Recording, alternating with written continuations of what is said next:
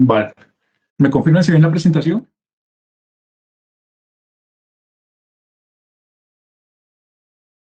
Vale, muy bien.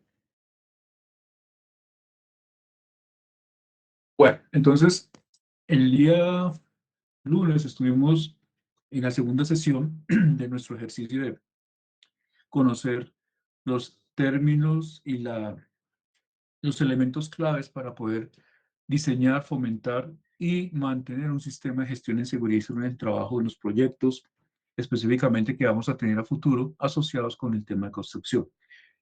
Hicimos un preámbulo frente a lo que es la realidad, la obligatoriedad y la seriedad con que debemos de introducir esos aspectos de seguridad y salud en el trabajo desde el comienzo para después evitar contratiempos legales, contratiempos financieros, ¿sí? Deterioro en la imagen de la organización e inclusive afectaciones profesionales directas en casos de demandas laborales por concepto en el incumplimiento de la seguridad y salud en el trabajo. Esto hoy en día está tomando mucha relevancia y es importante que desde el proceso que ustedes están viviendo de cierre de su carrera profesional e inicio de su carrera laboral, lo entiendan no como un castigo, sino lo entiendan como una realidad que hay que afrontar en el día a día laboral. No solamente al tener una empresa, ser el dueño de la empresa, sino también al pertenecer en esta organización o en esta empresa.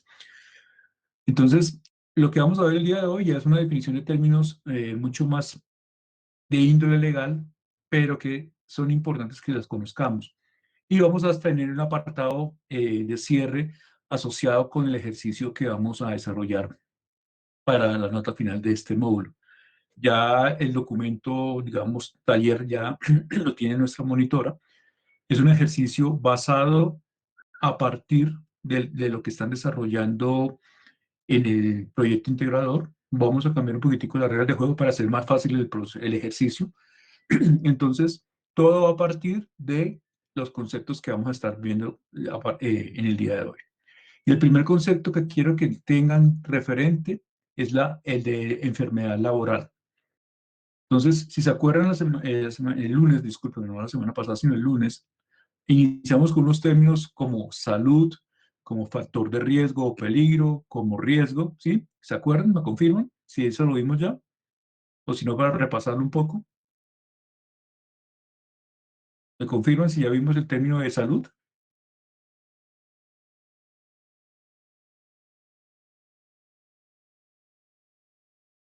¿Sí o no, muchachos? No todos al tiempo, profe, que no le hablen todos al tiempo porque no. Importante porque de esto depende su ejercicio final, muchachos. Señor, dime, Juan David. Ok, bien, perfecto. Entonces hagamos un pequeño repaso porque eso es muy importante. Insisto, de esto depende parte del ejercicio que van a entregar. Entonces acuérdense que hablamos de la definición de salud, que era el estado entre lo físico, lo mental y lo social, ¿sí? Que hablamos de los aspectos claves para poder interiorizar la estabilidad del ser humano. Y hablábamos un poco de cada uno de nosotros, ¿no? Yo puedo estar físicamente bien, apto, ¿sí? No tengo enfermedades, sin embargo, mentalmente estoy preocupado porque mi relación de pareja de pronto no es la más adecuada, con mi novia, con mi novio, con mis familiares, ¿sí? Porque desafortunadamente no me ha ido bien en el último semestre y pensaba tener un promedio mejor, o mentalmente también estoy preocupado porque estoy pagando, tengo de pagar ya a partir del próximo semestre todo el préstamo educativo para que yo adquirí con el ICETEX, por decir algo, y eso ya me está agobiando. Eso es la parte mental, ¿verdad? Y cuando tú estás con ese agobio mental, pues obviamente eso va a afectar tu disponibilidad, tu foco, tu atención, ¿sí? Y va a propiciar el error humano. Y el otro concepto de salud es la salud social. ¿Cuál es mi núcleo familiar? ¿Cuál es mi núcleo social? ¿Dónde vivo? ¿Cómo vivo? ¿En qué condiciones vivo? Que de alguna manera me da la estabilidad, ¿sí? El descanso y el bienestar para poder recuperar las energías y continuar trabajando adecuadamente. Entonces la OMS, la Organización Mundial de la Salud, nos dice eso. Venga, no solamente es la ausencia de enfermedad física, sino también es el equilibrio entre lo físico, lo mental y lo social. Entonces ese era el primer factor importante. Y bajo ese concepto, acuérdense, está ligado todo lo que es seguridad y salud en el trabajo. ¿Cómo logro, si nuestro gran objetivo es cómo logro que los colaboradores gocen de una salud integral? ¿Sí? Pero es que eso no es responsabilidad mía, para eso están las CPS, dirán ustedes. No, sí es mi responsabilidad, porque aquí estoy hablando de salud durante gran parte de la vida de estas personas. Porque si se dan cuenta, a partir de que ustedes se gradúen, ¿sí? Su vida va a cambiar un giro diametralmente de 180 grados. ¿Por qué? Porque ustedes van a iniciar una rutina de trabajo que va a ocupar mínimo 8 horas al día. ¿Sí? De las 24 horas, 8 a 10 horas del día van a estar ocupadas en función del trabajo. Y ese trabajo tiene una responsabilidad porque nos puede enfermar o nos puede mantener durante mucho tiempo. Entonces, ahí está la responsabilidad y por qué el tema de riesgos laborales está muy embebido frente a eso. Y parte del trabajo que ustedes van a hacer al final de este proceso está asociado a esto. Y está muy ligado a la siguiente definición de resumen: factor de riesgo o peligro. Todo aquello que me rodea que tenga la capacidad de hacerme daño. ¿Sí? Eso es el factor de riesgo, acuérdense. ¿Sí? En estos momentos, la gran mayoría de ustedes están sentados en su casa, o están sentados en un aula, o están sentados en un lugar, o están de pronto con el celular y están intentando escuchar la conversación o la clase que yo les estoy dando. Mientras tanto, ustedes tienen un porcentaje de su sentido pendiente de la clase, pero otro porcentaje está caminando, otro porcentaje está sentado, otro porcentaje de su atención está derivado de otras cosas. ¿Sí? El que esté, por ejemplo, conduciendo y escuchando esto en estos momentos, esta, este curso, ¿sí? Puede fácilmente accidentarse porque no está en sus 5 sentidos en lo que está relacionando. Y eso sería un factor de riesgo, un peligro. Aquello que me rodea que tenga la capacidad de hacerme daño, ¿sí? Si estoy mal sentado, me está generando el daño esa mala disposición de estar sentado. Si estoy trabajando en un espacio a alturas y no estoy con los debidos sistemas de protección, ¿sí? La caída, la posible caída en alturas es el factor de riesgo, es el peligro. Si estoy haciendo una excavación, ¿sí? El principal peligro puede ser que se derrumbe esa excavación, ¿sí? Que pierda la estabilidad del talud, por lo tanto, me atrape. Entonces, un atrapamiento, ¿sí? Un derrumbe, es el peligro asociado a la operación de excavación. Quiero que entiendan muy bien ese concepto. ¿Les queda claro? Factor de riesgo es todo lo que está en el ambiente laboral que tenga la propiedad de hacerme daño, la capacidad de hacerme daño. ¿Sí? ¿Es claro para todos o requieren más detalle? Sí, profe. Sí, profe, está Sí, claro. profe. Perfecto. Ahora bien, el riesgo es la materialización de ese elemento, de ese peligro. O sea, el factor de riesgo está ahí quieto, ¿sí? La altura ahí está. El riesgo es no tener los controles necesarios para evitar que el trabajador se caiga. Es decir, entre menos controles, aumenta el riesgo, la probabilidad de que la persona sufra el accidente. Y ahí es donde empezamos a jugar en el equilibrio de la salud y el bienestar del trabajador. Entre más detecte yo peligros y más controles aplique, menos probabilidad hay de que el trabajador se accidente o se afecte. ¿Listo? Esa es la ecuación. Esa es la ecuación que le da vida al área de seguridad y salud del trabajo en las organizaciones.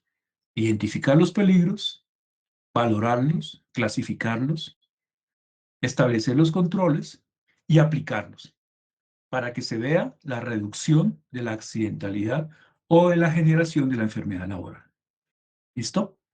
Entonces, con esas 3 definiciones, ya partimos a los otros temas que vimos rápidamente. ¿Cuándo era un incidente, un acto y una condición? Entonces, acuérdense que se hablan de incidentes de trabajo en la medida ¿sí? Que ocurre un evento que no genera lesión en el trabajador. Los casi accidentes o incidentes, así se denominan. Entonces, esto es un evento que, en teoría, el trabajador lo vivió, pero no lo afectó. Iba subiendo las escaleras, los peldaños estaban un poco resbalosos porque había rocío, había llovido, ¿sí? Se resbaló, bajó rápidamente 3 escalones en un momento, pero no se afectó, no se golpeó. Por lo tanto, es declarado como un incidente laboral que no propició daño, pero que me ayuda, ¿sí? A través de la detección de ese y evitar a través de controles que vuelva a suceder. ¿Listo? Acto inseguro y condición insegura. Entonces, acuérdense cuando hablábamos de los dibujitos que vemos más adelante. El acto inseguro es cuando yo, como trabajador, yo como ingeniero, yo como arquitecto, yo como profesional, yo como persona que estoy expuesta al peligro, decido actuar sin los controles necesarios, aumentando la posibilidad de que me pueda lesionar. Eso es un acto inseguro. Estoy caminando por la calle, sé que debo cruzar de una esquina a otra por la cebra, cuando el semáforo me indique, pero yo decido cruzarme en cualquier momento, en cualquier parte de la calle, porque vi la oportunidad, ¿sí? Y porque estaba de afán. Entonces, eso es un acto inseguro. La condición insegura ya es el estado físico del puesto de trabajo que me genera una posible afectación. Voy con el mismo ejemplo de la persona que va cruzando la calle, ¿sí? Yo voy cruzando la calle, voy cruzando la acera, llego a la esquina, espero el semáforo, ¿sí? Voy a cruzar por la acera, pero hay una alcantarilla destapada, hay un hueco, ¿sí? Y desafortunadamente no lo percibí, no lo vi porque creí que la vía estaba segura y cuando di el paso para continuar hacia la otra acera, pues caí en la alcantarilla y sufrí una caída al mismo nivel y una lesión. Eso es una condición de seguridad. Y fue lo que vimos en el tallercito rápido que hicimos de los dibujos, ¿se acuerdan? Eso sí lo vimos, ¿verdad? ¿Sí? Sí, profe. ¿Sí? Acuérdense. Entonces ya hemos hecho el repaso importante frente a eso. Lo último que vimos fue el tema de los elementos de protección personal. ¿Sí? ¿Por qué lo vimos y le hicimos énfasis? Porque son parte de los controles más habituales utilizados en los proyectos de construcción, pero que tienen unas necesidades, tiene una forma de manejarse y tiene una lógica para poder adquirirse, comprarse, para que sea eficiente. Muy seguramente ustedes tienen que, en su proceso de evaluación final, en el proyecto que están haciendo, tienen que determinar costos, ¿verdad? Y tienen que ahorrar, tienen que demostrar eficiencia en el proceso constructivo. Y una manera de hacer eficiencia en el proceso constructivo, ¿sí?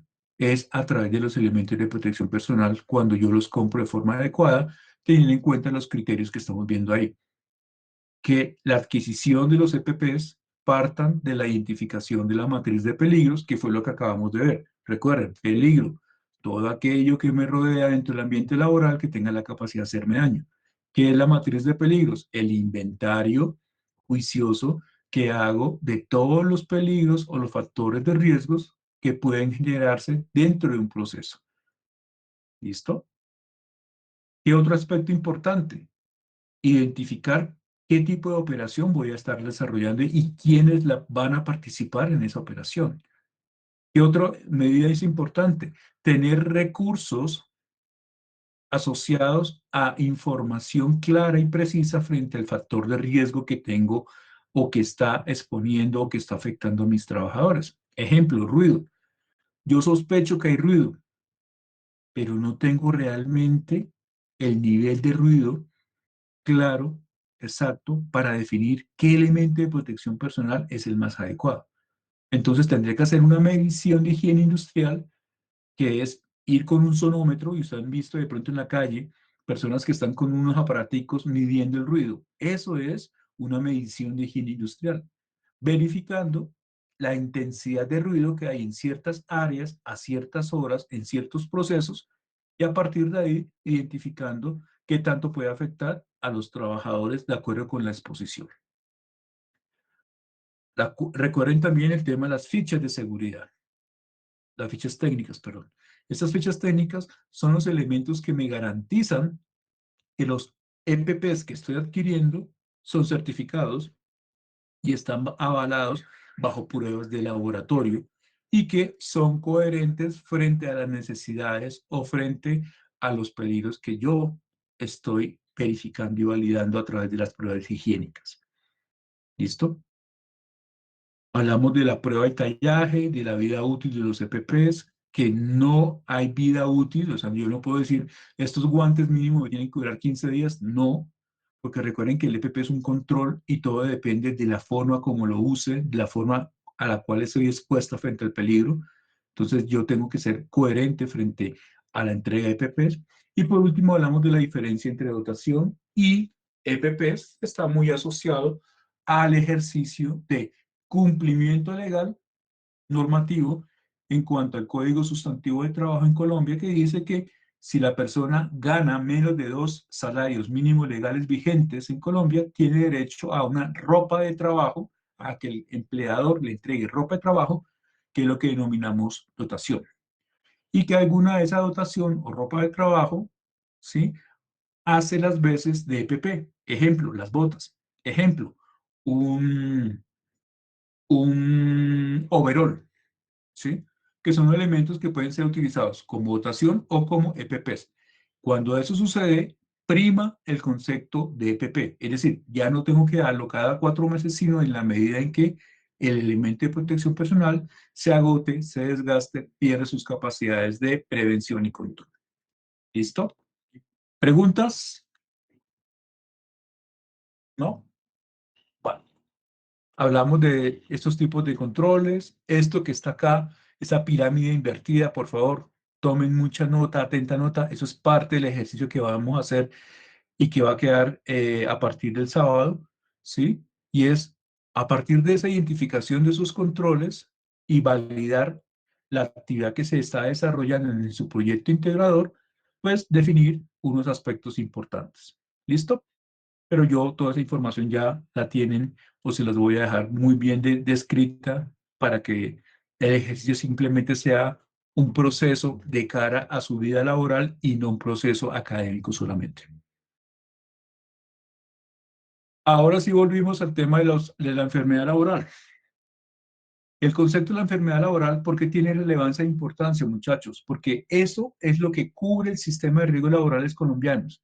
Es decir, una vez ustedes inician su vida laboral, lo primero que hace una organización al emplearlos es vincularlos en afiliación al sistema de seguridad social colombiano. Y esa vinculación, ¿qué conlleva?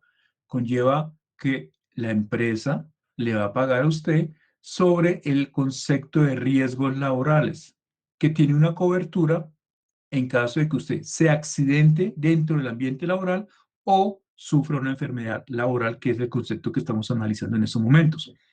¿Quién cubre eso? La ARL en Colombia, Administradoras de Riesgos Laborales.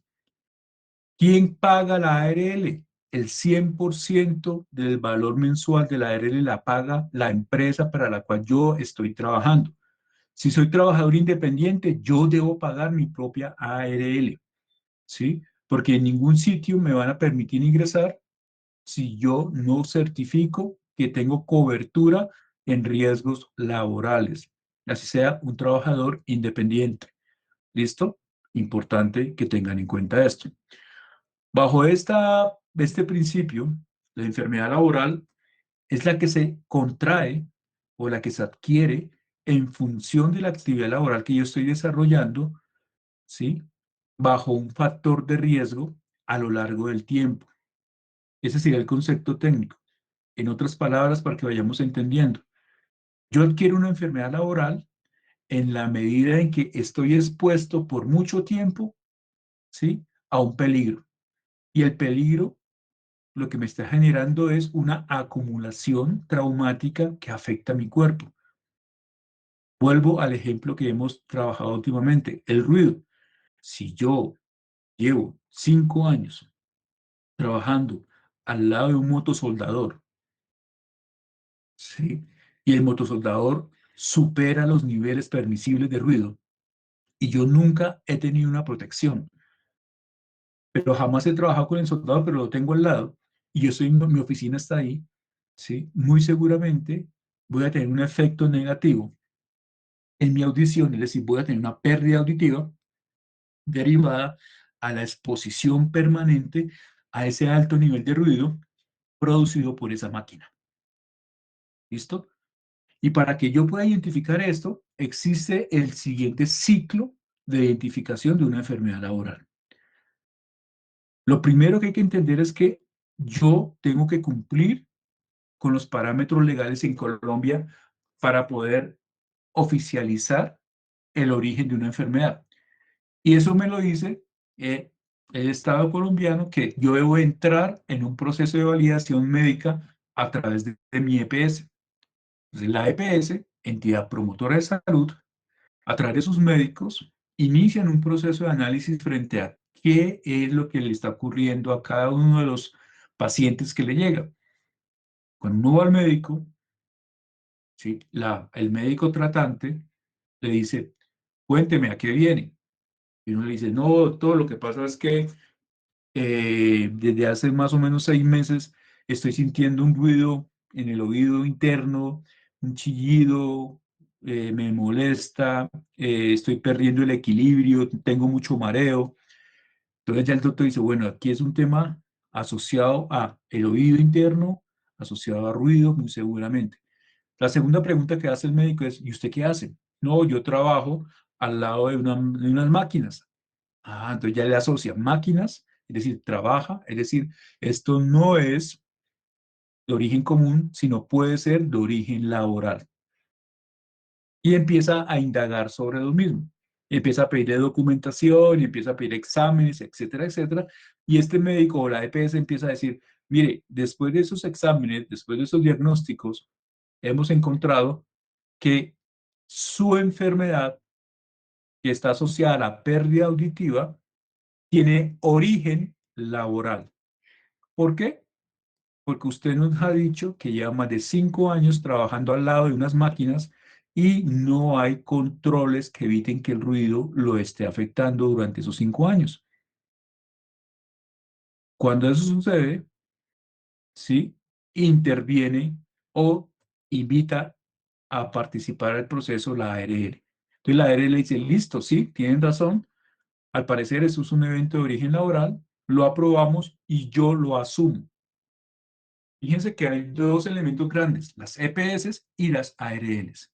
Entonces, entre las dos, hacen una discusión técnica, una validación técnica frente al caso del trabajador afectado, y se decide quién asume la responsabilidad del tratamiento médico de ese trabajador afectado, en la medida en que se pueda definir si la adquisición de esa enfermedad fue trabajando o haciendo actividades fuera del trabajo. ¿Es claro esa parte, señores?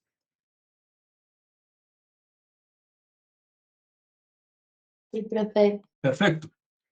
Cuando hay dudas técnicas, pasa lo siguiente, y es que ya ni la ARL ni la EPS pueden entrar en coherencia o en acuerdo, y lo que sucede es que se lleva el caso a una junta regional de calificación, en Nariño hay, en Pasto hay, ¿sí? Que es otro equipo de médicos que revisa el caso y dan su veredicto. Si a pesar de la junta regional no se ponen de acuerdo, pasa a una junta nacional que queda aquí en Bogotá, ¿sí? Que también tiene la capacidad de definir si el caso es laboral o común. Lo que diga esta Junta Nacional ya se admite como última posibilidad de dictamen, para que lo tengamos en cuenta. ¿Listo? Y así se genera el proceso de calificación de enfermedad laboral. ¿Listo? El otro concepto es el accidente de trabajo. Acuérdense que hablábamos que había una ecuación. Accidente laboral es igual a condición insegura más acto inseguro. Y aquí lo que vamos a ver es el concepto. Entonces, se considera un accidente laboral aquel que, o aquel que ocurre de forma repentina que sobrevenga por causa o con ocasión del trabajo. Es decir, la enfermedad laboral, que fue la definición que hablamos antes, estaba asociada al ejercicio de la exposición prolongada en el tiempo, el factor de riesgo. El accidente laboral se asocia a algo repentino. Miren las fotos que están ahí. El señor está en un andamio y de pronto los tablones ceden, se rompen y el señor cae. El señor está tratando de limpiar la ventana, pero no tiene un elemento que lo sujete, ¿sí? Pierde el equilibrio y cae, ¿sí? El señor se está transportando, sufre un accidente en el transporte y se considera un accidente de trabajo, ya lo vamos a ver, o el señor está haciendo actividades deportivas en patrocinio de la empresa y sufre un accidente y se puede declarar como, como accidente de trabajo. Listo. Entonces, el accidente de trabajo es repentino y siempre va a estar asociado a la actividad laboral por la cual fue contratado, pero también está asociado a la orden que recibe por parte del empleador. ¿Listo? Independiente del horario, independiente del área, independiente del lugar donde ocurre el evento. Entonces, esto es muy importante, muchachos. A futuro, cualquier orden que ustedes den en un proyecto, ¿sí? Para cierto equipo de trabajo, va a ser algo que deben de cumplir. ¿Por qué? Porque lo van a mirar ustedes como el profesional, como el ingeniero, como el señor de casco blanco, que hay que obedecer. Y esas son las reglas de juego. Y usted puede decir, eh, señor, hágame el favor y tráigame los planos que dejamos en la mesa anterior, allá en la mesa del comedor del casino para poder revisarlos aquí el proyecto en campo. Entonces el señor llega y dice, sí señor, como no ingeniero, ya voy, y se va. Y en esa ida y venida con los planos, el señor se resbala y se cae. Es un accidente de trabajo, ¿por qué? Porque él estaba recibiendo una orden nuestra, ¿sí? A pesar de que el señor era el barrendero, a pesar de que el señor era la persona que estaba haciendo simplemente la limpieza, ¿sí?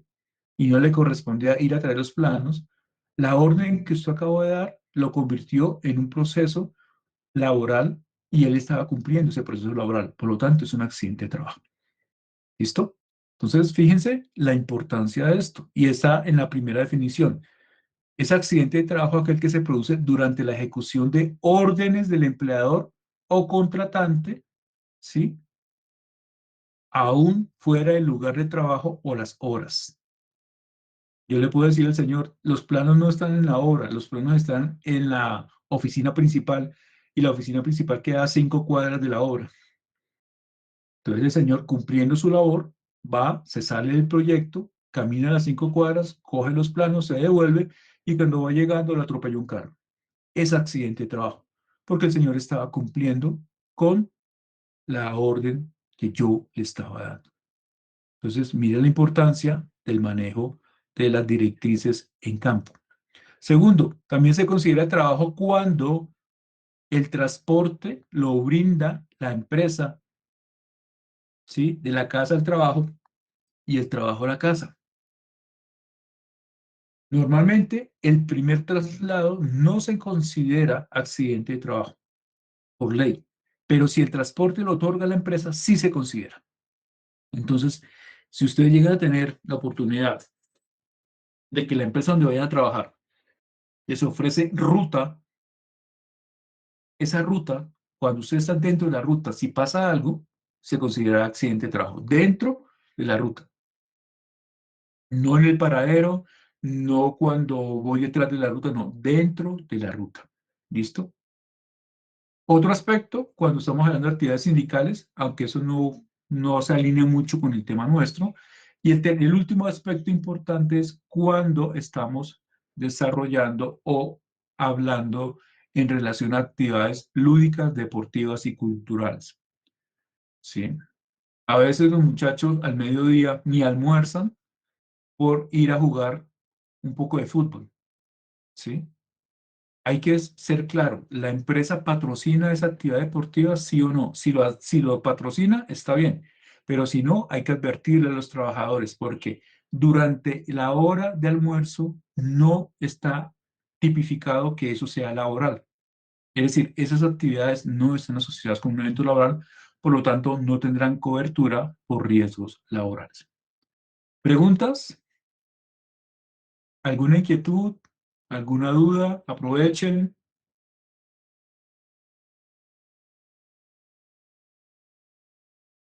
¿No? Muy bien. Hablemos ahora del tema de las responsabilidades en el sistema de gestión. ¿Esto qué quiere decir? Cuando yo hablo de una responsabilidad, estoy hablando de las obligaciones que generan o que generan a ciertos actores del sistema, ¿sí? Los hechos o las omisiones en relación con el cumplimiento normativo de la seguridad y salud en el trabajo. Las obligaciones que se generan, eso va de camino a los protagonistas del proceso, es decir, a las empresas o empleadores, a los trabajadores, a las ARLs, al Ministerio de Trabajo en general. ¿Listo? Y bajo ese orden de ideas se han identificado 4 diferentes tipos de responsabilidades. La primera responsabilidad definida y establecida está asociada a la que tienen las ARLs. Hago un resumen pequeñito. En Colombia solo existen 8 ARLs, Administradora de Riesgos Laborales. ¿Cuáles son? En su orden, más o menos son ARL positiva, que es la ARL que es del Estado, ARL Sura, ¿sí? De Suramericana, ARL Colpatria o AXA Colpatria, ARL Bolívar, ¿sí? De Seguros Bolívar, ARL Colmena, Riesgos Laborales, ARL La Equidad, que ya fue adquirida por otra ARL, o sea, ya se está entregando a otra, ARL Aurora, que es muy pequeñita, ARL Alfa, y la última ARL es la de el grupo Sanitas. Esas son las ARLs vigentes en Colombia en estos momentos. Entonces, por obligación, toda empresa que tenga trabajadores tiene que tener afiliados a sus trabajadores a cualquiera de esas ARLs. ¿Y cuál es la función vital de la ARL? En el momento en que se reporta un accidente de trabajo o se declara una enfermedad laboral, ellos tienen que asumir el costo de la rehabilitación del trabajador accidentado, y eso se denomina prestación asistencial en salud. Acuérdense la definición de salud, lo físico, lo mental y lo social. Y por otro lado, pagar la ausencia, el ausentismo, la incapacidad, ¿sí? O los procesos que dan lugar a la no operatividad del trabajador en su horario laboral para la empresa. Es decir, la asistencia económica. Entonces, ¿qué responsabilidad tiene la ARL con los afiliados? Garantizar la asistencia médica y garantizar la asistencia económica. Si yo, por defecto, si yo, por negligencia, y esto es punto del taller que tenemos que hacer el sábado, dejo de pagar afiliación a riesgos laborales, inmediatamente soy yo como empresa la que asumo esta responsabilidad. Es decir, voy a dar el ejemplo. Hoy, 26 de noviembre, se me informó que no hemos pagado durante los últimos 2 meses la afiliación de riesgos laborales de los trabajadores. Y hoy se me accidentó un trabajador. Cuando el trabajador lo remitimos, llamamos a la ARL y solicitamos el apoyo médico para que lo atiendan por urgencias, la ARL me dice, qué pena, pero usted está en mora. No le podemos brindar la asistencia médica para poder garantizar que el trabajador se salve. Por lo tanto, yo, como empresario, tengo que asumir el costo de la atención médica correspondiente hasta que me ponga al día con la ARL y ya ellos puedan retomar el proceso. Igualmente, como no he pagado a la ARL, ellos ni me van a dar el servicio médico, ni mucho menos me van a reembolsar la plata de los días que pierda el trabajador en su proceso de recuperación. Es decir, no voy a recibir el valor de la incapacidad. Entonces, fíjense que se traslada la responsabilidad laboral de la ARL a la empresa en la medida en que yo como empresa ilegalmente, negligentemente, no pague la aseguranza a riesgos laborales. La siguiente responsabilidad es la administrativa. En la responsabilidad administrativa, ya aquí los actores son diferentes. Ya aquí es el Ministerio de Trabajo que después de detectar una anomalía en la empresa, me hace una visita. Y al hacerme la visita, encuentra que yo no estoy cumpliendo con el sistema de gestión en seguridad y salud del trabajo. Por lo tanto, como es el único ente a nivel Colombia que tiene la potestad de multar o cerrar, ellos inician un proceso administrativo contra la empresa. Y el proceso puede iniciar con unos tiempos para que yo pueda presentar los documentos y acreditar que sí estoy cumpliendo, o también una sanción económica, como se llama una multa, o una sanción administrativa, como el cierre temporal de la razón social de mi empresa o el cierre permanente del proyecto. Entonces, lo que son multas, cierres, sanciones administrativas, solo lo pueden hacer en Colombia el Ministerio de Trabajo o las Secretarías de Trabajo, que son los entes administrativos regionales que representan al Ministerio de Trabajo. La siguiente responsabilidad es la administrativa. En la responsabilidad administrativa, ¿qué sucede? Aquí es el trabajador que se accidentó o la familia del trabajador que se accidentó el que entra en un proceso legal de demanda contra la empresa. ¿Esto qué quiere decir? Pues después de que se encontró que el trabajador se accidentó por culpa de la empresa, el trabajador se da cuenta que la empresa fue sancionada, por ende, el trabajador puede iniciar un proceso civil contra la empresa en donde puede argumentar que la empresa fue negligente con él y por eso la afectación que él tuvo por ese accidente. Entonces, aquí, ¿cómo funciona? El trabajador se asesora con un abogado, inicia un proceso de responsabilidad civil contra la empresa, lleva unos argumentos de perjuicios derivados del accidente. ¿Y qué es un perjuicio? Aquellos daños, aquellos elementos que soportan, ¿sí?, la disminución que tuvo el trabajador derivado del accidente, en lo económico, en lo psicosocial, en lo laboral, en lo físico. Y todo eso lo traducen a dinero. Entonces, al final es una conciliación económica que solicita el trabajador como indemnización a la negligencia de la empresa. Eso es un proceso de responsabilidad civil. Y la última que tenemos es la responsabilidad penal. Aquí hay algún argumento más importante y es que por lo general en la responsabilidad penal hay un hecho de muerte. Un trabajador murió por efecto de un accidente de trabajo. Entonces aquí hay una investigación por parte de los cuerpos legales en Colombia, que es el CTI, la Policía Judicial. Hay un proceso de investigación penal y se detecta quién fue el que dio la orden que generó el accidente que provocara la muerte del trabajador, y esa persona tiene que pagar con la privación de la libertad, es decir, con cárcel. Aquí cualquiera de nosotros puede ser el responsable. Tengan cuidado con eso. Y muy importante, muchachos, ustedes que van a acabar, apenas están saliendo de la vida laboral, no firmen permisos de trabajo sin estar en el proceso, sin conocer cuáles son los controles, sin identificar los peligros, sin saber si la actividad la van a hacer o no la van a hacer en verdad, sin ver las condiciones ambientales que hay. A veces nosotros, como ingenieros junior, ingenieros novatos, ingenieros que apenas estamos comenzando nuestra vida laboral, ¿sí? Nos abusan de nuestra confianza y dicen, ingeniero, firma acá. ¿Qué estoy firmando? ¿Será un permiso de trabajo? ¿Qué estoy firmando? ¿Cómo lo debo manejar? ¿Cómo lo debo desarrollar? ¿Listo? Entonces, no sean tan, eh, digámoslo de alguna manera, tan crédulos frente a estos procesos.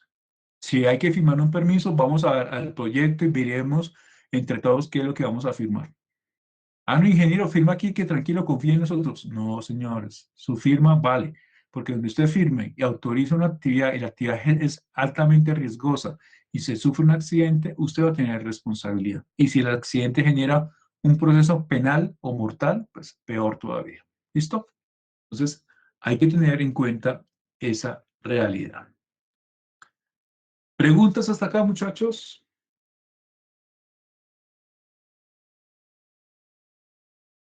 No, profe. ¿Todo claro? ¿Están seguros?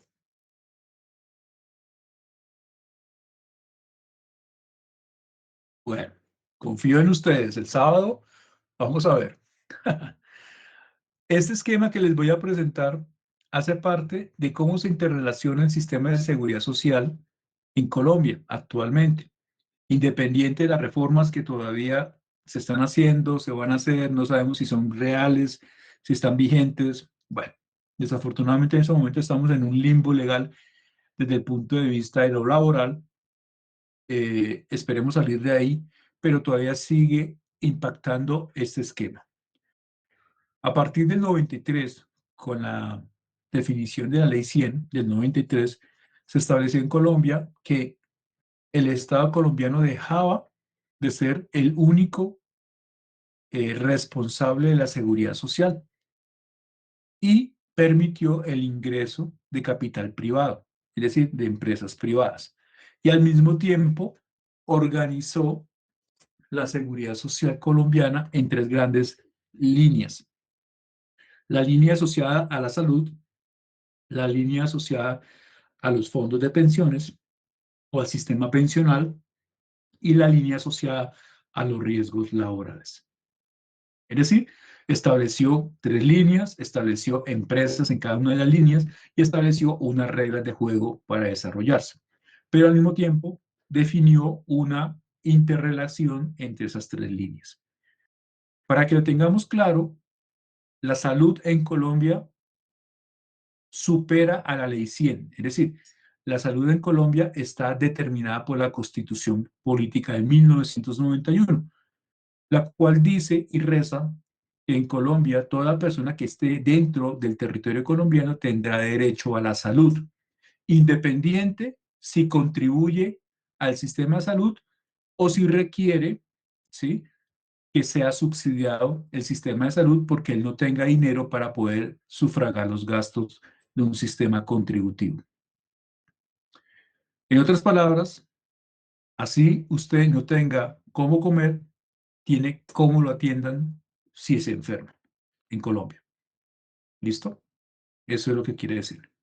Partiendo de ese principio, la salud es la que verifica y valida. Entonces, me remonto otra vez a la definición de enfermedad laboral. ¿Se acuerdan que les decía? Tenemos que ir a la EPS y es la EPS, el médico de la EPS el que determina en primera instancia si el origen de esa enfermedad es laboral o es común. Por eso, este esquema es importante para nosotros. Recuerden que cuando yo estoy en el esquema, estoy trabajando, a mí me hacen unos descuentos. Los descuentos son para salud y para pensiones. Ese descuento es lo que se denomina estar dentro del régimen contributivo. Es decir, yo, como trabajador activo en Colombia, ¿sí?, por ley me tienen que descontar un porcentaje para yo poder apalancar la salud y apalancar el sistema pensional. ¿Listo? Esos son costos directos que hay que tener en cuenta cuando yo estoy contratando personal. A veces uno dice, no, es que solamente limitémonos al costo de la obra, del proyecto. No, hay costos directos, hay costos fijos, ¿sí? La nómina es un costo fijo. ¿sí? El pago de la seguridad social es un costo fijo. Usted no puede dejar de pagar la seguridad social. Hay que mirar cómo aprovecho esos pagos, ¿sí? Y lo retribuyo en la gestión para que las personas no se incapaciten. Ahí es donde está el punto clave de esto. Volviendo con el tema de salud, cuando yo estoy enfermo, ¿sí? Las EPS, que son las entidades promotoras de salud, y la IPS, que es la institución prestadora de salud, se encargan de mi caso de salud hasta 6 meses. Es decir, yo puedo estar incapacitado por una enfermedad de origen general hasta 6 meses. Cuando yo estoy incapacitado, el sistema de salud tiene la obligación de pagar mi incapacidad después del tercer día de generado el diagnóstico de incapacidad. Pero el sistema de salud paga esa incapacidad al 66% de la realidad de mi salario. Lo que pasa es que por lo general las empresas no le disminuyen la calidad de vida al trabajador y ellos complementan el otro 33%, ¿sí? Faltante de ese salario para que usted reciba toda su realidad salarial. Entonces, durante esos primeros 6 meses, el sistema de salud aporta la incapacidad por el 66%. Si usted permanece enfermo por el mismo diagnóstico, el sistema de salud a los 6 meses me envía al sistema de pensiones. Y usted dice, ¿cómo así? Si yo entiendo que las pensiones en Colombia están asociadas con años de cotización, ¿sí? 62 años en hombres, 57 en mujeres y semanas de cotización. Entonces, ¿por qué salud lo manda uno para el sistema pensional? Porque desafortunadamente no hemos sido tan claros en todo lo que abarca el sistema pensional en Colombia. Y el sistema pensional en Colombia no solamente abarca el tema de la vejez, también abarca la muerte y la invalidez por eventos comunes. Entonces, mire cómo funciona el tema, muchachos. A partir de ese concepto, después de 6 meses, que a mí me hayan dicho, usted tiene una patología eh, crítica, ¿sí? Que va a durar incapacitado bastante tiempo. Entonces, a los 6 meses, la EPS me manda al sistema pensional para que sea el sistema pensional el que siga pagando la incapacidad, ¿sí? Durante 540 días más, pero ya no al 66%, sino al 50%. Pero en esos 540 días, sí, que más o menos equivalen a 540 dividido entre 30, bueno, estamos hablando como de 2 años larguitos, no, como año y medio aproximadamente. En esos 540 días es el espacio técnico médico para que el fondo de pensiones sepa, identifique si el trabajador se va a recuperar o no. Si efectivamente el trabajador se va a recuperar, se retorna a la vida laboral normal. Si no, el fondo de pensiones inicia una calificación de la pérdida laboral por origen común de ese trabajador. Y es cuando dictamina, si supera el 50% de pérdida laboral, que el señor o la persona es pensionada por invalidez. Entonces lo vamos a poner rápido en un ejemplo. Sufre un accidente de tránsito. Fin de semana, yo no estoy trabajando, cojo la moto, me voy, que voy a departir con mis amigos en un partido de fútbol, voy al partido de fútbol, me regreso y cuando voy llegando a la ciudad, desafortunadamente sufro un accidente, me estrello y como consecuencia del accidente pierdo las dos piernas y un brazo.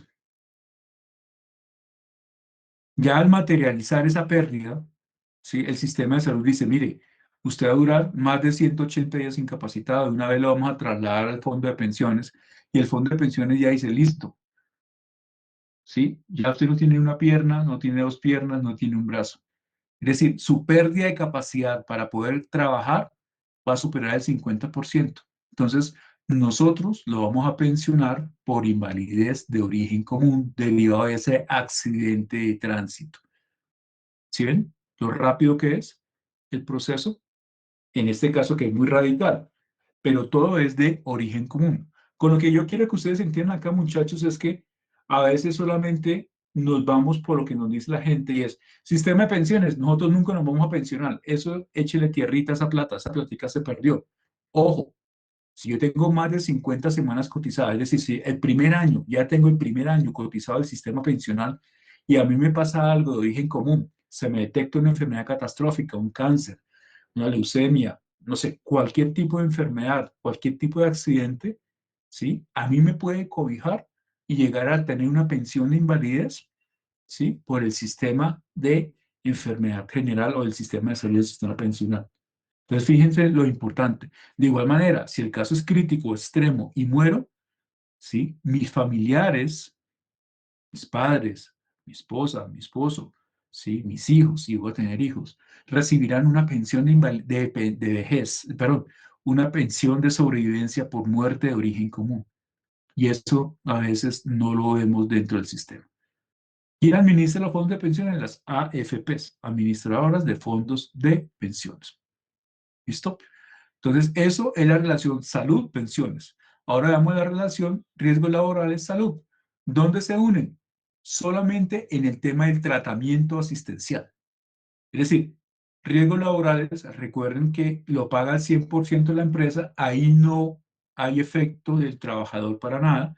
El trabajador solo, digámoslo así, es beneficiario frente a la ocurrencia del accidente o la enfermedad, por lo tanto no tiene tanta connotación. ¿Listo? En riesgos laborales, el evento puede durar 180 días incapacitado, prorrogables, y se paga al 100%. Salud al 66%, pensiones al 50%, riesgos laborales paga al 100%. Miren las diferencias. ¿Sí? Miren la ventaja, ojo con lo que estoy diciendo, de pagar la afiliación a riesgos laborales. Porque usted como empresa no tiene que aportar más en caso de que la persona esté incapacitada, porque el sistema paga al 100%. ¿Qué cubre el sistema de riesgos laborales? Accidentes de trabajo y enfermedades de trabajo o enfermedades laborales. ¿Dónde se unen dentro del sistema de seguridad social los riesgos laborales con los demás sistemas? En la medida en que se requiera asistencia médica. Las ARLs de por sí no tienen IPS, ni EPS, ni hospitales, ni clínicas, sino que aprovechan la red médica de las EPS. Entonces, ahí es donde se genera la sinergia del sistema. ¿Listo? Entonces, importante que lo tengamos como referente. Inquietudes, preguntas, están muy callados hoy, muchachos. No, profe, todo claro. Todo súper claro. Bueno, entonces, pero, muchachos. Perfecto. Entonces, hagamos el resumen de lo que es el Sistema General de Riesgos Laborales y todo lo encontramos en esta diapositiva. Recuerden que desde el comienzo hemos hablado de quién, del factor humano, de los hombres. Y cómo los hombres, los trabajadores, las personas, nosotros, tenemos que interactuar bajo condiciones de trabajo, ¿sí? Desafortunadamente, nuestra filosofía de vida es desarrollar una habilidad, aprovechar esa habilidad y cobrar por esa habilidad. Y eso es una condición de trabajo. Es decir, tenemos que interactuar con máquinas, con equipos, con materias primas, con el ambiente general del proceso del proyecto y con la misma organización. Todos los días, esa es nuestra interrelación. ¿Sí? Ya dejamos la escuela, dejamos la universidad, dejamos el pregrado, el posgrado, sino ya tenemos que ir a la vida real, que es la vida laboral, a partir de los 23, 24, 25 años, y nos enfrentamos a eso. Mi interacción con equipos, máquinas, materias primas, ambiente laboral, la oficina, el ambiente físico y las metodologías organizacionales. Que hay empresas que son muy chéveres para trabajar, que hay empresas que lo reciben a uno súper bien, que hay otras empresas que son pequeñitas y entonces carecen de recursos, carecen de experiencia y trabajan simplemente al día a día. Que hay empresas que trabajan y pagan cumplidamente, hay otras que no pagan bien, etcétera, etcétera. Y esa condición y ese relacionamiento puede provocar lo que consideramos o hemos definido como ATEL, accidente de trabajo y enfermedad laboral. Esas son las siglas, accidente de trabajo y enfermedad laboral. Y cuando esto ocurre, el ATEL, lo primero que yo tengo que advertir y desarrollar es que se atienda al trabajador a través de la asistencia médica. Entonces voy a recordar la responsabilidad laboral de la ARL. En la medida en que el trabajador está afiliado, yo le brindo la asistencia médica de urgencias. Si no está afiliado, le toca a la empresa asumir ese costo. Y por lo general ese costo genera como resultado incapacidad, invalidez o incluso la muerte del trabajador. Y eso al final son pérdidas para la empresa, para las instituciones de la seguridad social en Colombia. Entonces, ¿qué es lo que hay que evitar? Antes de que ocurra la TEL, desarrollar ¿qué? Medidas de prevención a través de los controles, a través de ¿qué? De identificar el proceso y a través de clasificar los peligros que hay en el proceso. Mire que me devolví y al final llegamos al mismo elemento, factor de riesgo, ¿sí? Todo aquello que me rodea dentro del proceso que tiene la capacidad de hacerme daño. ¿Listo? Pues miren lo importante de este ejercicio. Nuevamente, ¿quién debe asumir la responsabilidad en caso del origen del evento? Si el origen es común, si el accidente ocurrió fuera de la oficina, si el accidente ocurrió en un desplazamiento en la hora de almuerzo, si el accidente ocurrió cuando yo me desplazaba de mi casa al trabajo por mis propios medios, ¿sí? El evento se considera de origen común y lo debe atender a través de la EPS, es decir, a través del Sistema de Salud colombiano actual. Pero si el evento tiene una implicación de una orden directa de la empresa, voy en misión, estoy cumpliendo con mi hora de trabajo, estoy dentro de las instalaciones de la empresa, ¿sí? Estoy cumpliendo una orden expresa de mis compañeros o de mi jefe, pues es un evento laboral, por lo tanto será la administradora de riesgos laborales o ARL la que asuma la asistencia médica y el pago de las incapacidades correspondientes. ¿Listo? ¿Entendido? Sí, profe. Vale. Ahora bien, muchachos, ¿qué es lo que cubre el sistema de riesgos laborales? Es decir, yo me accidento y ¿qué cubre la ARL o qué tendrá que cubrir mi empresa en caso de que no me tenga afiliado a ARL? Ahí ya empezamos a ver esto. ¿Listo? Y esto es punto importante para el ejercicio del sábado. Ténganlo en cuenta. ¿Sí? Entonces, una vez ocurre un accidente, la ARL, yo llamo a la ARL, informo que el ingeniero Ernesto González tuvo una caída en alturas, ¿sí? Y que necesita ser atendido. La ARL que dice, por favor, repórteme el número de cédula del señor. El número es XXX. Perfecto. Sí, señor, se encuentra afiliado con nosotros. ¿Dónde está ubicado el trabajador accidentado? Está ubicado en el centro de Pasto. Perfecto. Vamos a llevarlo a la clínica que cumple con los requisitos para poder darle la mejor asistencia de urgencias que corresponde. Y lo remiten a uno hacia esa clínica. Entonces, nosotros trasladamos a Ernesto González hacia la clínica, ¿sí? Como ya lo estamos trasladando, efectivamente, al llegar al área de urgencia, ya saben que va para allá alguien y empieza la atención médica, quirúrgica, terapéutica y farmacéutica, ¿sí? Tienen todo listo para atender al trabajador. Ese sería el ideal, ¿no? Pero así es. Entonces ya sabe el médico que llega un trabajador con una fractura, ya estamos validando si es necesario hacer cirugía o no hay que hacer cirugía, ya sabemos que si se necesitan medicamentos hay que dárselos, porque la persona no viene por EPS ni tiene que pagar un copago, sino viene por ARL y todo está cubierto. Pero si nos ponemos a hacer el ejercicio de cuantificar cuánto cuesta una consulta médica, pues simplemente cuánto cuesta un copago, dependiendo de mi capacidad del sistema de seguridad social en salud asociado con mi salario. Puede ser entre 5.000, 3.000, 25.000, 30.000 pesos. ¿Cuánto cuesta una cirugía? Reservar un quirófano, ¿cuánto cuesta? Puede estar entre 1.000.000 de pesos, 2.000.000 de pesos. ¿Cuánto cuestan los medicamentos que se requieren para poder estabilizar a un trabajador frente a una emergencia? Puede estar alrededor de 200, 500.000 pesos si necesita oxígeno, si necesita elementos vitales, etcétera, etcétera. Adicionalmente, servicio de hospitalización, la ARL, si el médico tratante lo solicita, ¿sí? Permitirá que el trabajador quede hospitalizado. Ah, que es que el trabajador no vive en Pasto y vino con la esposa, pero vive en Ipiales. Ah, perfecto. Entonces entregará también la opción de cama adicional para que el trabajador y su acompañante se encuentren. Eso tiene un costo.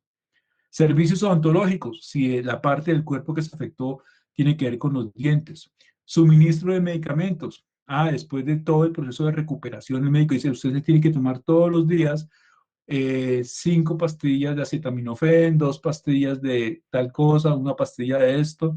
Todo eso durante los próximos 6 meses. Esos medicamentos se lo entrega la ARL. Servicios de auxiliares de diagnóstico y tratamiento. Cada vez que va el trabajador a seguimiento médico, se le pide que se tome rayos X, un TAC, ¿sí? Una validación, un electrocefalograma, cualquier tipo de esos imágenes diagnósticas, ¿sí? También está cubierto por la ARL. Que la persona perdió una parte de su cuerpo, entonces hay que colocarle una prótesis. Entonces la persona perdió, vamos a decir algo, un brazo y se le colocó una prótesis que va funcionando en la medida en que la persona vaya utilizando y manipulando la prótesis. Eso tiene un costo de 20 millones de pesos, ¿sí? Si el médico tratante considera que es viable, se puede dar y lo paga la ARL. Que se necesita órtesis. ¿Qué es la órtesis, muchachos? Las prótesis son aquellos elementos que reemplazan la parte que ya no tiene el ser humano. Y la órtesis son los elementos que ayudan a consolidar, a fortalecer una parte del cuerpo que está en proceso de rehabilitación, como el yeso que se coloca cuando uno se fractura. Eso es una órtesis. Entonces también lo aplica el sistema. Rehabilitación física y profesional, todos los médicos y profesionales que se requieran. Y por último, todos los gastos de traslado en condiciones normales. Entonces, fíjense que eso es desde lo asistencial, eso es lo que está por ley obligado a la ARL de darle al trabajador durante el proceso de su estadía en un hospital o en un seguimiento médico. ¿Tenían claro todo esto? ¿Cómo lo ven? Cuéntenme sus opiniones.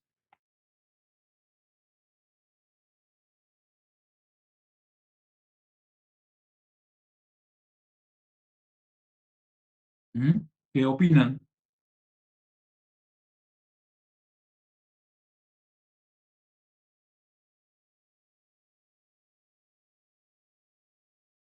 ¿Mm? ¿Nadie opina? Muy bien. Entonces, fíjense que todo esto en el esquema normal lo tendría que pagar o el trabajador o la empresa. ¿Sí? Son costos que a veces no estimamos de lo que nos puede solventar el tener afiliado a los trabajadores.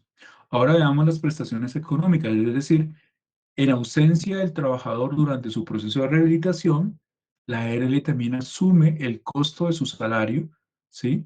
Para que la empresa tenga la oportunidad de que de tener un reemplazo de esa persona que se encuentra en recuperación hasta que ya se encuentre en condiciones para poder retornar a trabajar.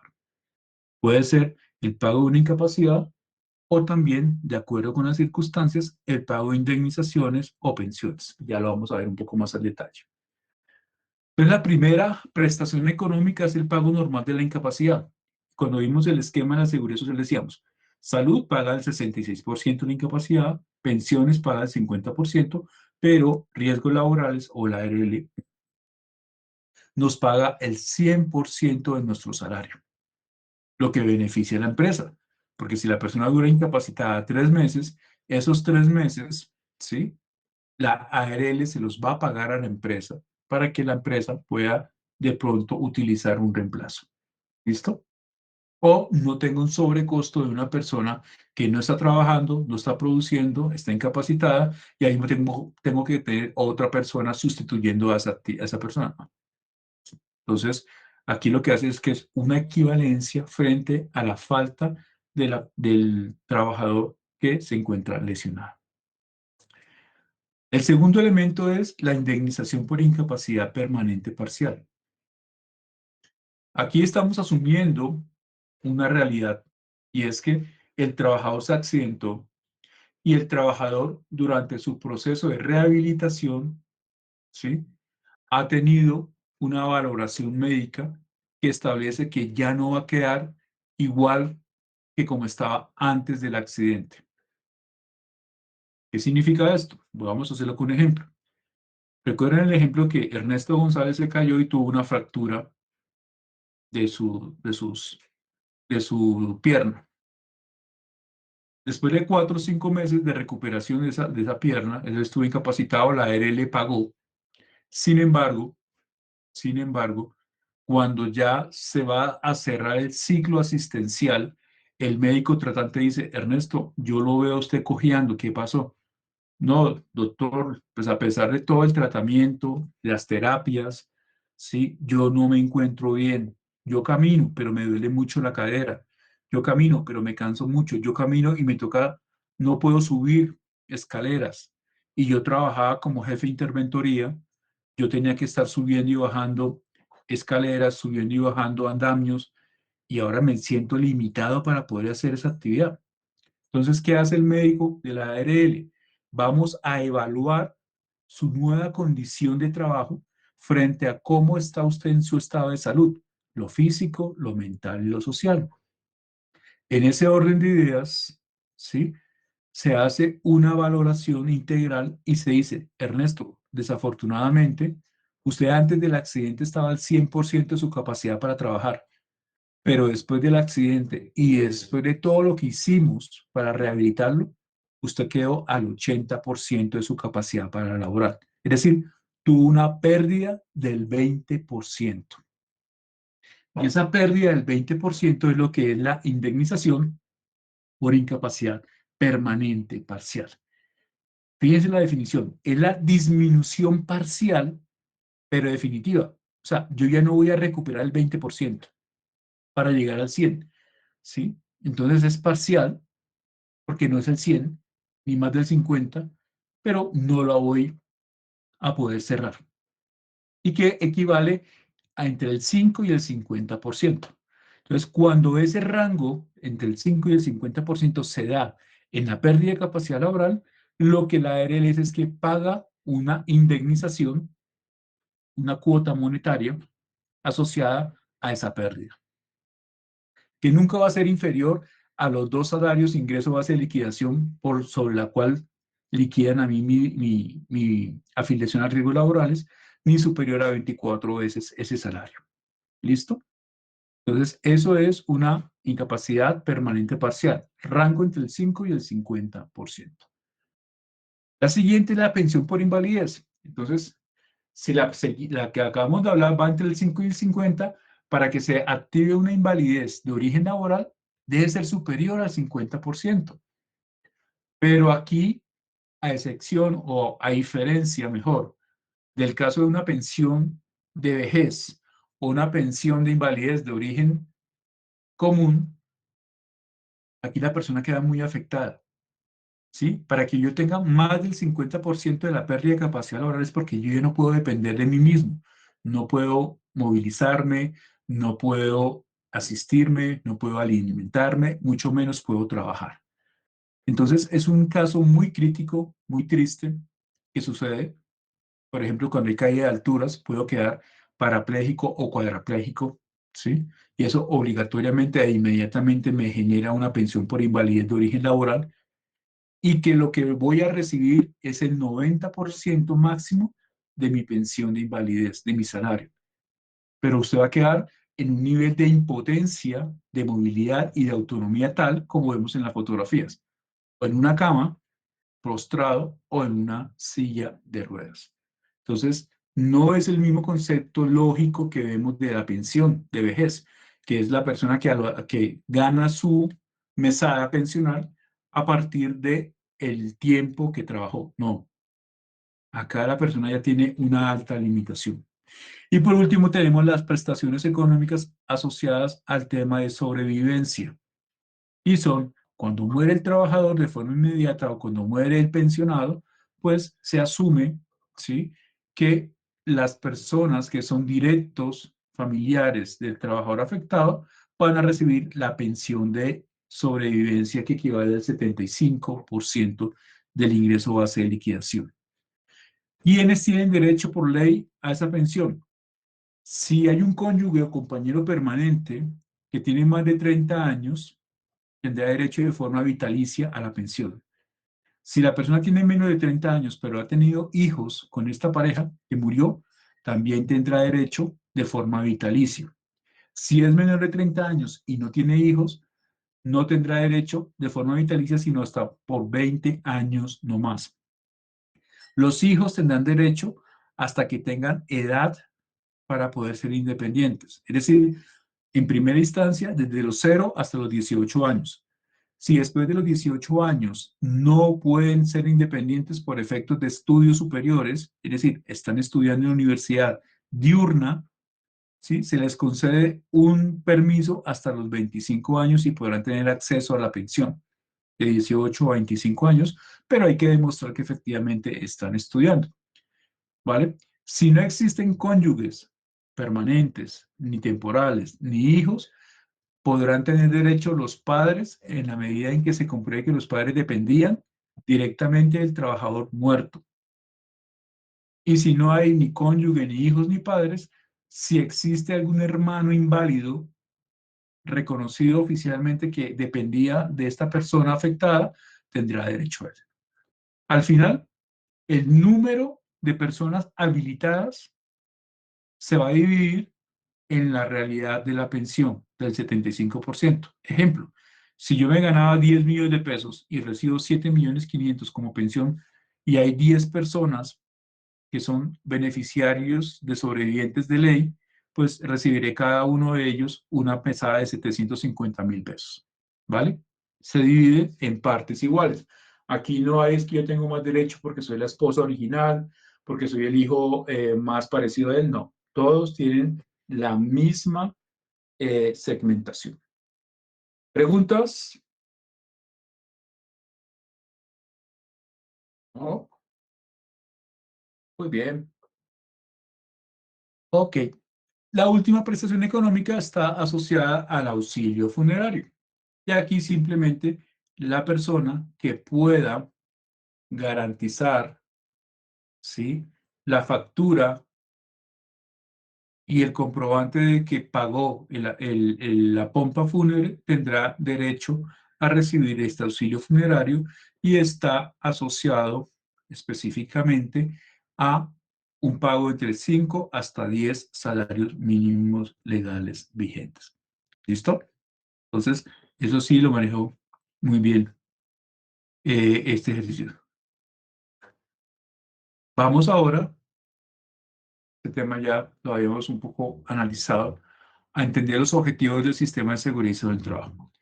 Entonces, les voy ambientando frente a lo que va a venir aquí en adelante. Ya vamos a ver rápidamente el tema de los elementos integradores asociados a los factores de riesgo. No me voy a tener mucho en ellos porque eso lo vamos a ver en la clase del sábado con énfasis en el taller que vamos a estar desarrollando. Pero básicamente el concepto de seguridad y salud en el trabajo de aquí en adelante va a buscar estos tres objetivos: preservar, mantener y reparar. Preservar busca que identifique de primera mano cómo ha ingresado el trabajador a la organización. ¿A través de qué? Cuando ustedes ingresan a cualquier organización, por ley, ¿sí?, la empresa tiene que solicitar un examen médico de ingreso de ustedes para poder identificar sus condiciones de salud. Esas condiciones de salud es el punto de partida para poder tener claro este objetivo de preservar. ¿Listo? Entonces, preservar es entender, identificar cómo llega el trabajador y mantenerlo a lo largo del tiempo con esas características de salud. Ojalá de forma más óptima. Cuando hablamos de mantener, ¿sí?, estamos asociando el concepto de evitar que las personas se lesionen. Es decir, hablamos de la parte de seguridad pura y dura, es decir, evitar accidentes. Entonces, durante cada proceso productivo que está a cargo de la organización, tenemos que evitar que las personas se lesionen a través de los accidentes laborales. Eso es lo que tenemos que tener como referente. Y reparar es cuando definitivamente ocurre un evento negativo en el trabajador y está dentro de la obligación del sistema de gestión el garantizar que tenga la asistencia médica que acabamos de ver por parte de la ARL, la asistencia económica, el proceso de rehabilitación, el proceso de reintegro laboral y las recomendaciones que hayan lugar. ¿Listo? Entonces, esos tres aspectos son vitales dentro de este ejercicio. ¿Cuáles son los componentes del sistema de gestión? Entonces vamos a encontrar tres grandes componentes originarios. El componente de la medicina preventiva del trabajo, el componente de la higiene industrial y el componente de la seguridad industrial. Y un componente nuevo, que es el que está en esa línea intermitente, que hace parte del saneamiento básico y protección ambiental. Cuando yo hablo de medicina preventiva del trabajo, estoy asociando lo que vimos en la diapositiva anterior. ¿Cómo garantizo preservar al individuo? ¿A través de qué? De los exámenes médicos de ingreso, a través de exámenes médicos periódicos, a través de analizar el ausentismo laboral que pueda tener las personas,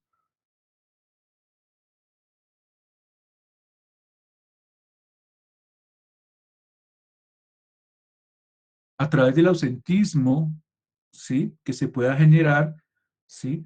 Como estaba diciendo, frente a los indicadores mensuales que llegan al área de gestión humana. Entonces vamos a tener ausentismo administrativo, vamos a tener ausentismo provocado por accidentes. Entonces empezar a indagar por qué las personas van al médico y por qué las personas se incapacitan. Vamos a encontrar sorpresas, ¿no? Siempre vamos a encontrar dentro de las empresas, mire, es que la mayor tasa de ausentismo en la empresa es por maternidad, por embarazos. Ok, claro, es que la gran mayoría de nuestros trabajadores son mujeres, ¿sí? Están en una edad fértil, ¿sí? Tienen familia, pues es lógico que quieran desarrollar su vida y su núcleo familiar y tengan hijos. Y pues legalmente hay unos tiempos de recuperación, de maternidad establecidos por ley y eso impacta mucho el ausentismo. Pero ese ausentismo no lo podemos asociar con el tema laboral. Ahora nos vamos al tema laboral. ¿Qué otro o cuál sería el siguiente elemento generador de ausentismo?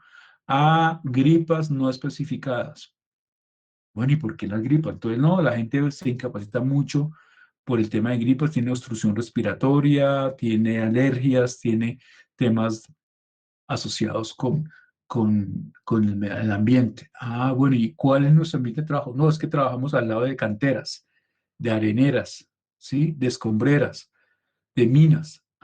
Ok, o sea, que es muy posible que ese factor higiénico asociado a la cantera, ese material particulado asociado a la cantera, ¿sí? A las minas, a la escombrera, pues afecta a mis trabajadores desde el punto de vista respiratorio y por eso sea común que la gente se ausente mensualmente, ¿sí? Y de forma cíclica por efecto de temas respiratorios. Entonces, ya ahí el análisis médico nos dice, venga, tenemos que hacer algo para evitar que la gente se nos siga enfermando o ausentando por el tema respiratorio. ¿Qué control podemos aplicar? Porque es que esto ya es seguridad y salud del trabajo. Estamos afectando al trabajador y eso está impactando la productividad. Por eso existe la medicina preventiva y el trabajo. Es desde el punto de vista de la salud, de la definición de lo físico, lo mental y lo social, cómo logramos reducir el ausentismo laboral, cómo garantizamos que el trabajador se sienta bien trabajando con nosotros y podamos desarrollar las actividades de acuerdo con los planes de desarrollo y planeación que tenemos. La higiene industrial ya fomenta la investigación y el análisis del ambiente. ¿De qué forma? Pues con la higiene industrial lo que hacemos es comparar el ambiente que tenemos en nuestro lugar de trabajo frente a los estándares de laboratorio que hay, que nos dicen si requerimos o no requerimos controles específicos. ¿Se acuerdan el ejemplo del ruido, muchachos? Aquí está. Entonces, desde el laboratorio nos dice que cualquier generación de ruido superior a 85 decibeles requiere un tratamiento especial de control. Pero yo no sé cuánto ruido genero hasta que no logre medirlo. ¿Y cómo lo logro? A través de la higiene industrial. Entonces, solicito el apoyo de un higienista a través de la ARL. Él hace el análisis, la medición del nivel de ruido y determina que estamos sobre 80 decibeles. Estamos 5 decibeles por debajo de lo que la norma dice. Entonces ya sé qué controles debo aplicar. ¿Listo? Eso es la higiene industrial. A partir de controles, de mediciones, de estándares, determinar cómo se encuentran las condiciones de los puestos de trabajo y cómo lograr la mejora continua frente a esto. Aplica mucho con el tema químico, aplica mucho con el tema material particulado, aplica mucho con todos aquellos elementos generadores de potenciales enfermedades laborales. Acuérdense la definición de enfermedad laboral, la exposición prolongada en el tiempo de un agente, ¿sí? Ahí me está generando la enfermedad laboral.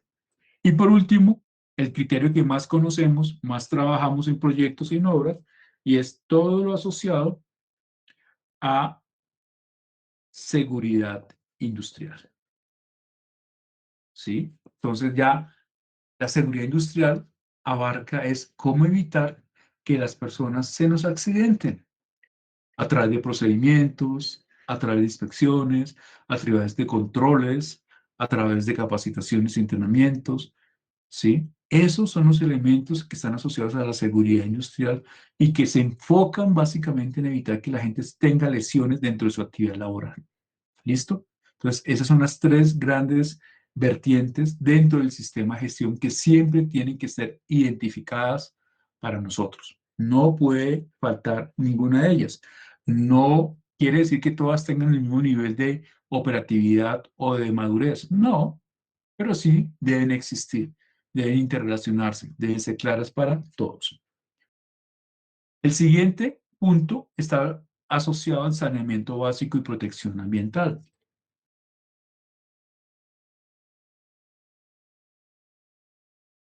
Y usted dirá, pero bueno, ¿por qué se mete aquí lo ambiental? Básicamente porque hemos descubierto, sobre todo en las obras de campo, que nosotros tenemos muy bien diseñado el campamento. Tenemos la disposición de los residuos fuera del área de interacción de los trabajadores, tenemos el campamento, tenemos el casino, tenemos el patio de producción, el patio de almacenamiento, el patio de manejo de residuos sólidos urbanos, sólidos peligrosos, etcétera, etcétera. Pero no nos acordamos que los trabajadores, por lo general, al final de la jornada se van. Y si estamos en un campamento, viven, duermen o descansan, ¿sí? A las afueras de la obra. Y cuando eso sucede, pues obviamente nuestras emisiones, si no las sabemos controlar, van a afectar el resto del tiempo que el trabajador está fuera de la empresa o fuera del campo a las personas donde se encuentran en esa ubicación. Entonces, el saneamiento básico y protección ambiental busca eso, tener el equilibrio frente a lo que podemos generar como un residuo, una emisión, ¿sí? Dentro del ambiente laboral. Aquí damos ejemplos como el tema de la hidratación, el tema del manejo de aguas o escorrentías, el tema de manejo de residuos sólidos urbanos, residuos peligrosos, ¿sí? La disposición y manejo de vectores a través de manejo de residuos. Hay que tener en cuenta que si yo boto los residuos orgánicos, pues van a llegar roedores, van a llegar vectores, van a llegar insectos, van a llegar animales que de pronto pueden proliferar, generar eh, eh, epidemias, y todo eso lo debo de controlar de una manera integral durante la vida útil del proyecto que estoy liderando. Entonces, otro aspecto que tenemos que tener importancia frente al sistema de gestión. Cuando a mí me evalúan, me auditan, me van a revisar cada uno de esos componentes, pero no a ustedes directamente, sino la gestión la tiene que desarrollar el CISO, pero ustedes tienen que ser conscientes de en qué parte del proceso se encuentra la organización. Acuérdense el tema de la cultura que lo vimos también. Es importante que lo analicemos, lo validemos y lo proyectemos de esta cara. Factores de riesgo. Entonces, esta parte ya está mucho más asociada a lo que en teoría vamos a desarrollar en la clase del sábado. Entonces, como les dije, esto va a ser la parte teórica. El sábado vamos a explicar el ejercicio paso a paso. Vamos a repasar esos ejemplos. De pronto volveremos a ver esta parte. Pero por hoy quiero que lo entendamos, que lo analicemos en estos, no sé, 20 minutos que nos quedan, un poco menos, para que vayamos entendiendo la realidad de la presentación. Entonces, recuerden la definición de factores de riesgo, que es todo aquello que me rodea que tenga la capacidad de hacerme daño dentro de un ambiente laboral. Eso quiere decir que cuando yo estoy en un proceso por etapas, como en el sector construcción, yo tengo que tener claridad de cada uno de los elementos, de las fases, ¿sí? De las actividades y las acciones que se desarrollan en cada etapa del proceso, para empezar a descubrir aquellos elementos que pueden hacerme daño, inventariarlos y a partir del inventario definir qué estamos haciendo con ellos, qué controles hay, qué podemos desarrollar y cómo logramos a través de esa información reducir la capacidad de daño que se pueden generarnos. Vamos a encontrar casos particulares, como el solo hecho de identificar el peligro hace que ya la gente maneje y actúe de forma segura. Si todos sabemos que, vamos a dar un ejemplo, que dentro de la obra hay peligro de, no sé, de desbordamiento de un río, porque estamos cerca a una quebrada, pues obviamente ya la gente está muy pendiente de cualquier cambio climático, ¿sí? Que pueda aumentar el caudal del río. Y si eso sucede, ya ellos previamente dicen, ojo que está lloviendo mucho, es mejor que nos vayamos porque la quebrada se puede desbordar y nos podemos afectar. ¿Ven? No fue necesario hacer un dique de contención, no fue necesario hacer un programa de desviación del cauce del río o la quebrada, sino simplemente ya generamos un efecto preventivo con el solo hecho de identificar el peligro. ¿Listo? Entonces, fíjense que a veces no es tan costoso la actividad de prevención o el control, ¿sí? Pero sí es importante tenerlo dentro del radar. En este orden de ideas, los factores de riesgo lo vamos a dividir en dos grandes bloques. Aquellos que me desencadenan enfermedad laboral, que los vamos a denominar factores de riesgos higiénicos, y aquellos que me desencadenan riesgos o factores de riesgo de seguridad o accidentes de trabajo. Entonces, fíjense lo que hablamos hoy. La definición de accidente, la definición de enfermedad, la definición de salud, ¿sí? Todo está asociado a la definición de factores de riesgo. Esas 5 o 6 definiciones son claves para entender toda esta realidad que estamos viviendo. Entonces, riesgos asociados a generación de seguridad, asociados a accidentes, riesgos asociados a generación de higiene, asociados a enfermedad laboral. Aquí nuevamente el ejercicio. ¿Sí? Yo parto de la identificación de los peligros y la valoración de esos peligros o riesgos. Es decir, identifico el peligro y digo qué tan posible es que suceda para cada parte del proceso. Entonces aquí estamos hablando, mire, en el diseño, ¿cuál puede ser el peligro en el diseño? Entonces vamos a poner el ejemplo acá. Hombre, el ambiente del proceso de diseño no es un ambiente de campo propiamente dicho. Podremos ir a campo, para hacer un primer análisis topográfico, para hacer un recorrido, para poder tener una idea. Pero eso es una actividad de N que vamos a hacer. El 90% del proceso de diseño lo hacemos en una oficina. Ah, ok. Entonces vamos a identificar los factores de riesgo en primera instancia asociados con el trabajo en esa oficina. ¿Qué hay?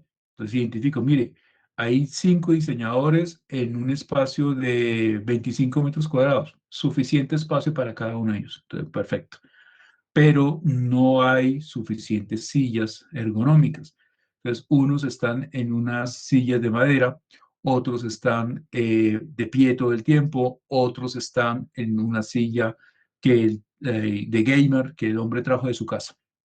Perfecto. Entonces, aquí ya que estoy detectando, hay la posibilidad de un peligro ergonómico, biomecánico, derivado de que las personas no tienen un sitio adecuado para poder ejecutar su actividad.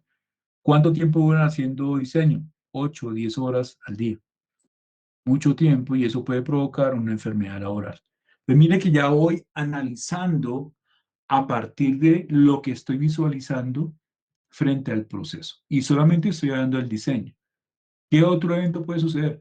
Ah, bueno, es que como estamos en un local que es improvisado, no hay tomas eléctricas adecuadas, sino solamente hay una sola toma y de ahí sacamos una extensión y tenemos una multitoma para cada uno de los 5 puestos. Es decir, que tenemos por toda la superficie de la oficina muchos cables regados. Ok, ¿qué puede generar eso? Entonces empezamos a mirar, pues el exceso de cables puede generar que cuando la persona está transitando de un lugar a otro, se enrede y se caiga. Caídas al mismo nivel por temas de orden y aseo en el lugar de trabajo. No hay suficiente orden para canalizar las líneas de energía para cada puesto de trabajo. Pero fíjense que ya encontré el peligro, encontré lo que puede desarrollar, le doy la prioridad y ahora, ¿qué control establezco? Ese es parte del ejercicio y el análisis que debemos de entender nosotros. Y ustedes tienen que llevarse esto como cierre de este diplomado desde el punto de vista de seguridad y salud en el trabajo, ¿sí? No irnos simplemente al estándar, sino cada proceso tiene una particularidad. Cada proceso me va a generar cosas diferentes y eso es lo que me va a ayudar a generar valor agregado para poder, ¿qué? Previamente generar controles y evitar que la gente se me lesione y no hacer lo que normalmente está pasando en las empresas.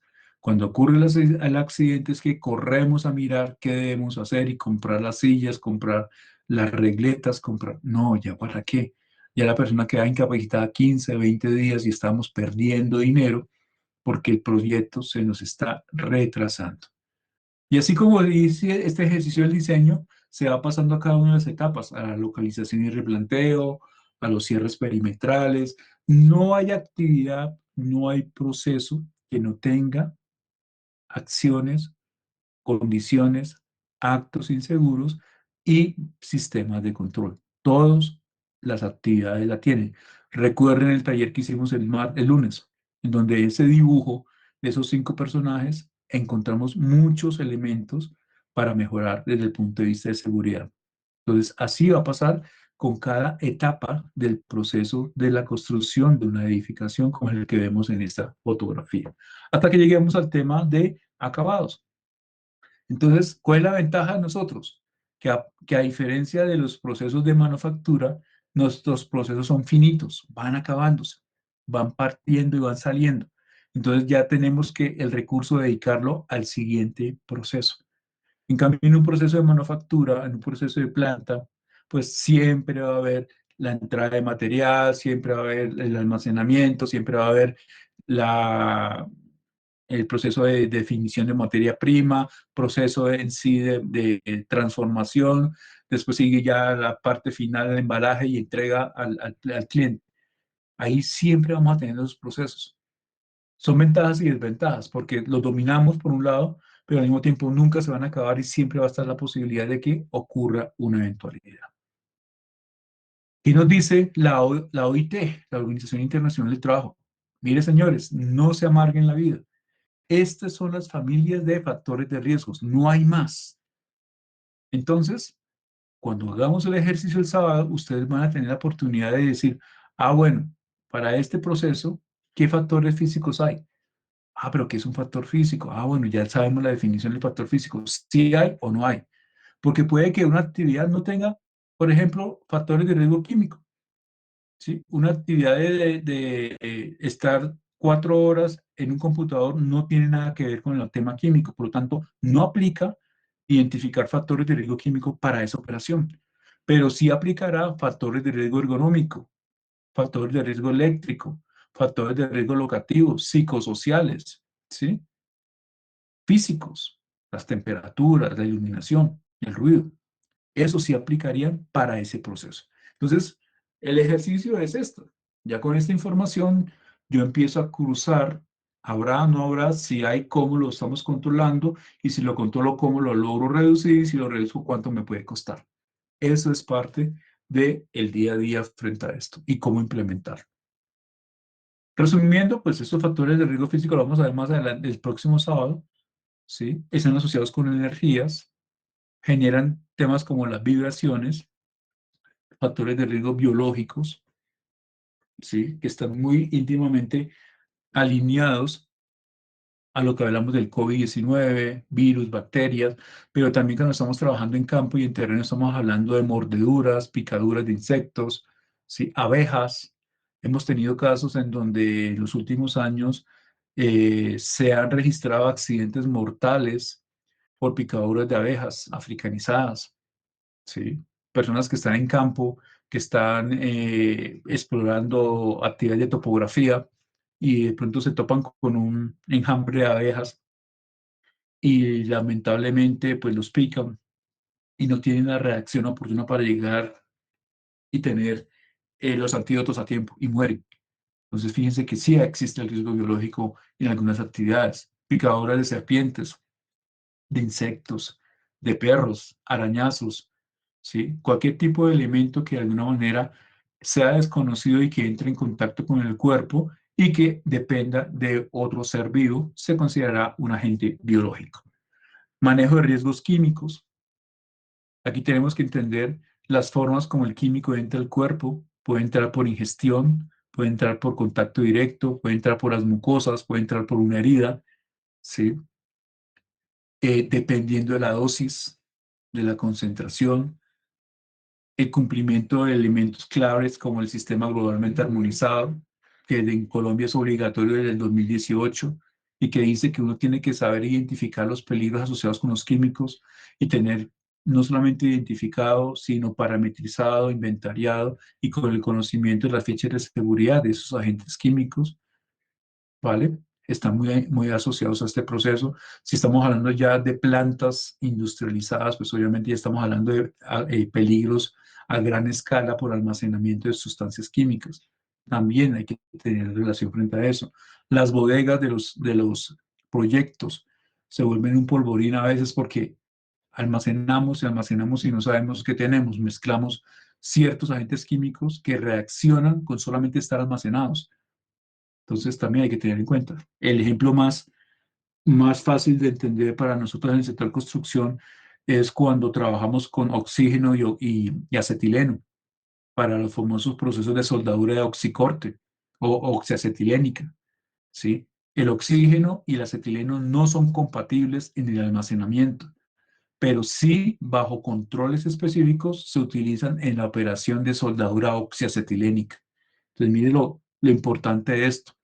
Si yo tengo que almacenarlos en habitaciones, en cuartos separados, totalmente ventilados, mínimo una distancia de 2, 3 metros de una a la otra.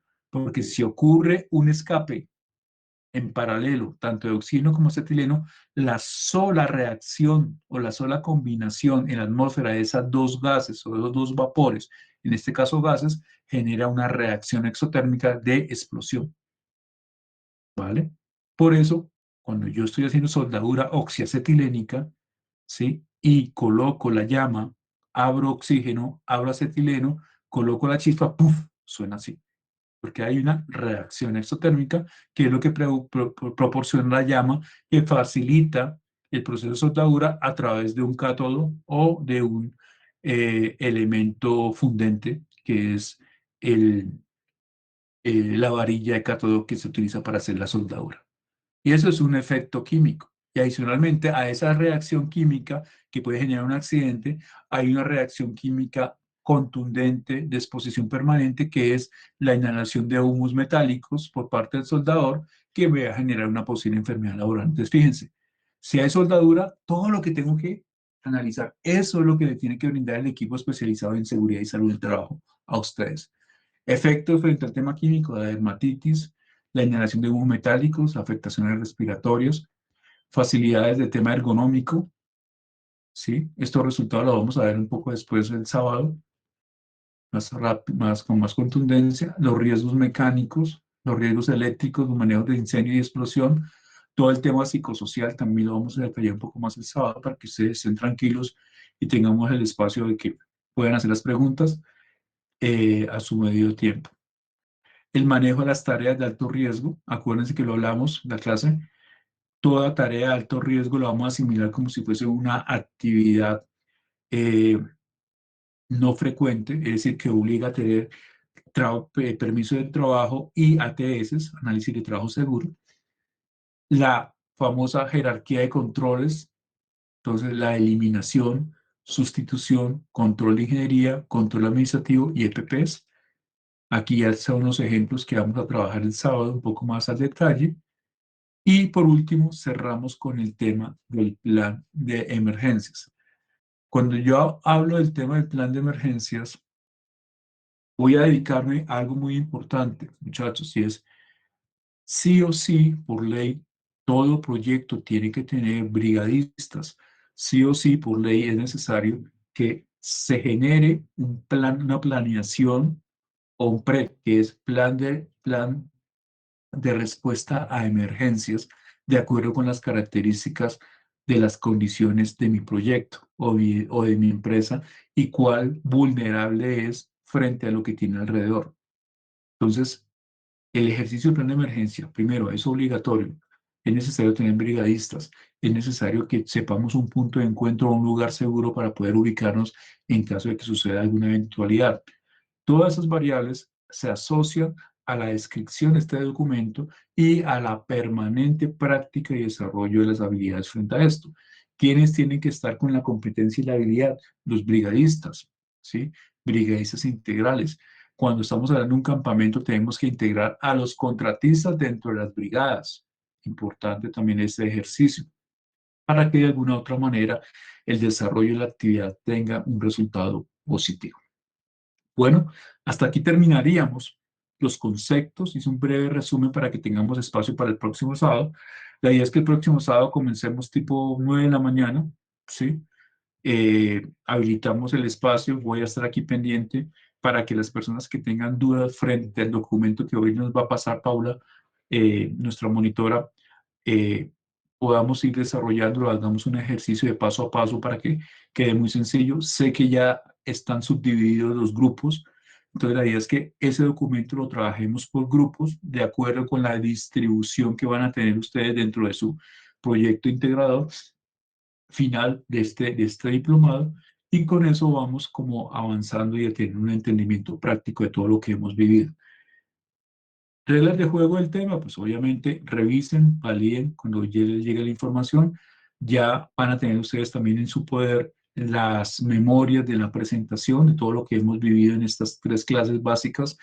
eh, y con eso también tendrán sustento para solicitar cualquier tipo de validación o repasar cualquier tema de los que consideren son pertinentes para poder desarrollar el trabajo final. Preguntas, dudas, antes de que cerremos la sesión de hoy, los escucho. Profe, yo meto la ¿No? cucharada. Ya les, Sí, les Pablo, acabo de dime. enviar el ejercicio al WhatsApp. Igual lo voy a subir a las carpetas, pero pues sé que les queda más fácil por el WhatsApp. Ya lo tienen ahí, chicos.